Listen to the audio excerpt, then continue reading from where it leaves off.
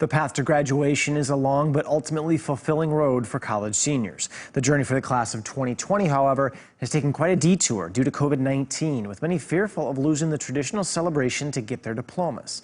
In tonight's Eye on Keloland, Max Hofer introduces us to a college senior and the steps she's taking to find a sense of normalcy.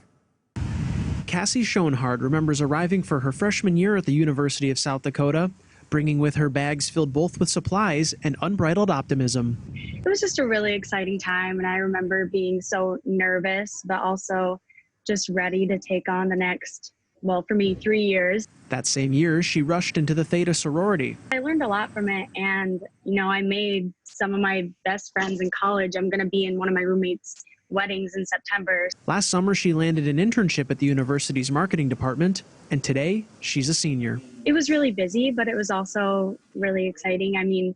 I learned a lot, not only from my internship, but just trying to get that work-life balance really down. But before it could be achieved, the decision was made by the university officials to close down campus as COVID-19 numbers continued to rise in South Dakota.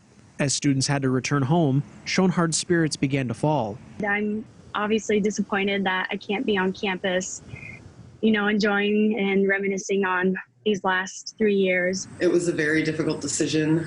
We knew it was one that had to be made for the safety and the health of our USD and greater community. President Sheila Gestring says they've shifted many campus activities and events to online, but some just aren't the same. We often honor the honors graduates. All the athletic competitions were ended. There were plays and presentations of research and a whole host of things that celebrate the accomplishments of our students. And others, like senior graduation, are left uncertain.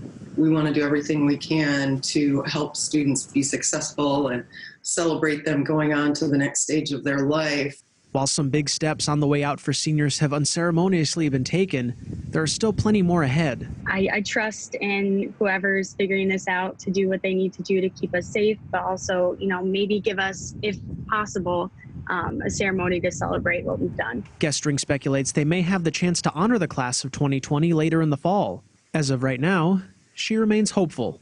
We're still planning towards a hopeful graduation celebration in fall.